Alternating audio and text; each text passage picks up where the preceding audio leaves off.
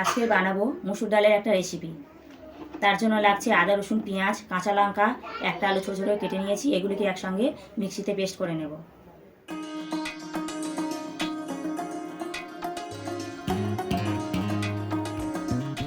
Paste করা হয়ে গেছে।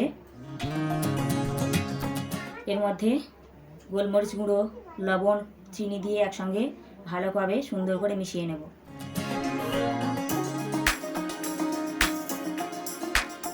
মেশানো হয়ে গেছে।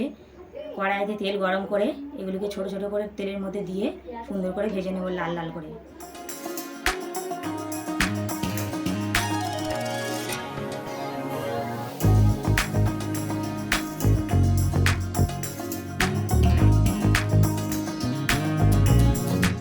এগুলি হয়ে গেছে, এবার এগুলিকে তুলে নেব।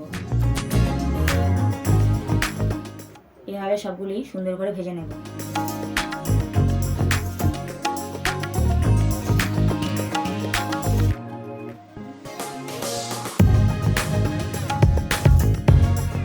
এবার এগুলোকে তুলে নেব। হয়ে গেল দুর্দান্ত স্বাদের মুসুর ডালের বড়া। এটাকে সসের সাথে খেতে খুব সুন্দর লাগবে।